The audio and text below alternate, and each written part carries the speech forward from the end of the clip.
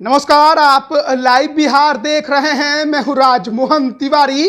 पिछले दिन राजधानी पटना में ताकत दिखाने के बाद अब राष्ट्रीय लोक जनता दल के राष्ट्रीय अध्यक्ष उपेंद्र कुशवाहा सासाराम पहुंच गए हैं।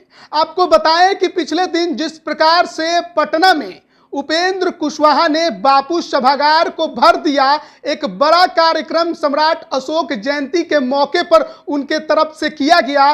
बिहार भर से तमाम समर्थक और कार्यकर्ताओं की भीड़ बापू सभागार में नजर आई, राजधानी पटना में दिखाई दी। और उसके बाद उपेंद्र कुशवाहा के बयानों ने तो राजनीति को और ज्यादा गर्म कर दिया था। कैसे उन्होंने नीतीश कुमार, बिहार के मुख्यमंत्री और उप मुख्यमंत्री तेजस्वी यादव को निशाने पर लिया। लेकिन अब उपेंद्र कुशवाहा सासाराम पहुंच गए हैं। वहां पर युवाओं के तरफ से सम्राट अशोक जयंती के मौके पर ही एक विशाल जुलूस निकाला गया है और इसी जुलूस में उपेंद्र कुशवाहा भी शामिल हुए हैं। देखिए, उपेंद्र कुशवाहा आपको नजर भी आएंगे और ये विराट जो जुलूस है वो भी आपको दिखाई देगा।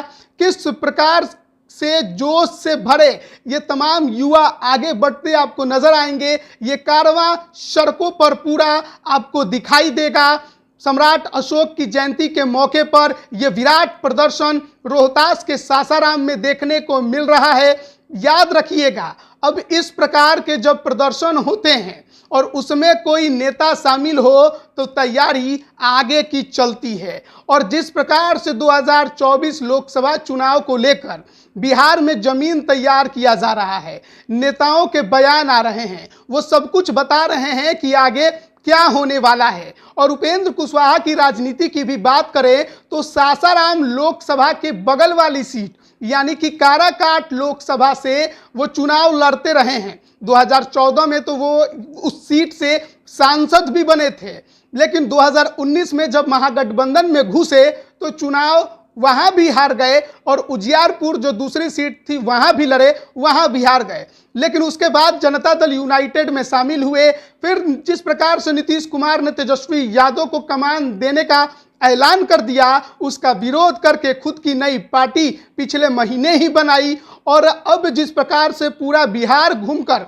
उन्होंने अपने संगठन को मजबूत करने की कोशिश की है और पटना में पिछले दिन ताकत दिखाई है, उसके बाद जब सासाराम पहुंचे हैं तो ये मान के चलिए कि जिस प्रकार से बिहार की राजनीति में कुशवाहा पॉलिटिक्स देखने को मिल रही है, उसमें अब हर कोई उस समुदाय पर अपनी पकड़ को पूरी तरह से मजबूत करने की कोशिश करता नजर आ रहा है। और सम्राट अशोक की जयंती के मौके पर हर कोई अपने तरफ से पूरी ताकत लगा रहा है। पिछले दिन उपेंद्र कुशवाहा ने अपनी ताकत दिखाई, लेकिन फिर मौका मिला तो फिर एक बड़े जुलूस में शामिल हुए हैं। इसके अलावा सम्राट चौधरी जो हैं वो बीजेपी के प्रदेश अध्यक्ष बने हैं, कुशवाहा समुदाय से ही आते हैं। तो राजनीति जो है इस समुदाय की बिहार में जोर मार रही है और त्रिवेणी संघ की चर्चा लगातार उपेंद्र कुशवाहा के समर्थक करते हैं। यानी वो चाहते हैं कि बिहार में अब उस यानी कि उनके समुदाय का सीएम